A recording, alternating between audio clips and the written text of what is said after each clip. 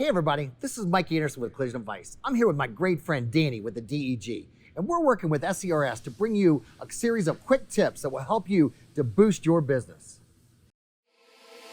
Hey everybody, thanks for joining us today for today's quick tip.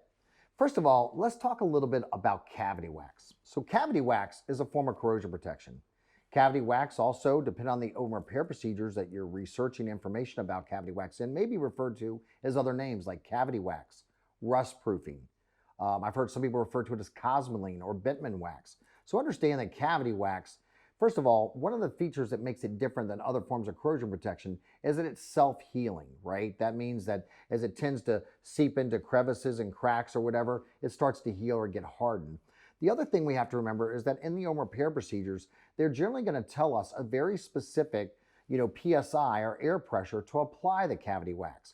For example, if I'm applying cavity wax or rust proofing up inside the crevice of a hood, I might use a very small nozzle like this right here, and I sprayed a very specific PSI so it gets up inside the hood.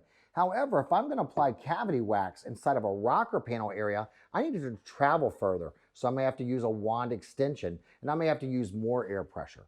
Now keep in mind, the labor and the material cost to apply cavity wax is absolutely a not included operation, but don't take my word for it. Danny, what are your thoughts from a DEG perspective? That's a great question, Mike. And all three information providers have defined it as a not included material and body operation in all three systems. Again, cavity wax is a really crucial and important step to be done in the any body repair process following the manufacturer's recommendations.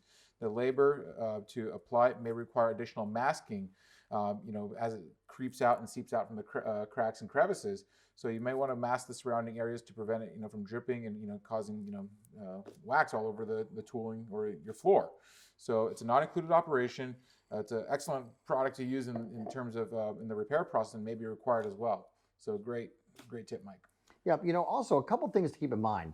When it comes to figuring out your labor time, obviously that's going to be subjective and you'll determine on that, based on how long it takes your technician and, for example, how many panels they have to apply the material to. So labor time may vary. There's not like a predetermined labor time.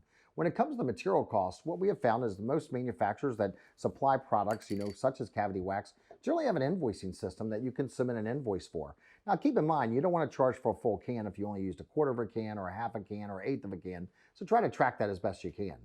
One other thing, I got to share a quick story with you, is recently, as many of you may or may not know, I, Mike Anderson, still work in shops, usually about 1 week a month, where I go into shops and I deal with third-party pairs and technicians and write estimates. I always want to keep it real, right?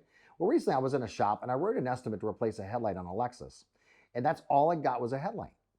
And I put on my estimate corrosion protection. And the third-party pair got it and called back and said, "May I speak to Mike Anderson?" I was like, "This is Mike." And he goes, "I can't believe you're charging me corrosion protection on a headlight. It's a plastic part. It doesn't rust."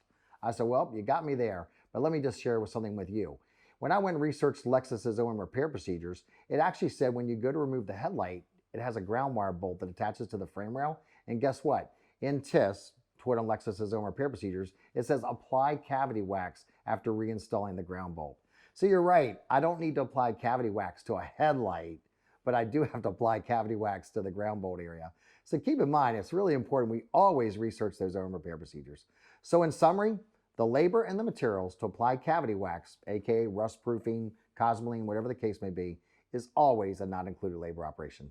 Thanks for joining us.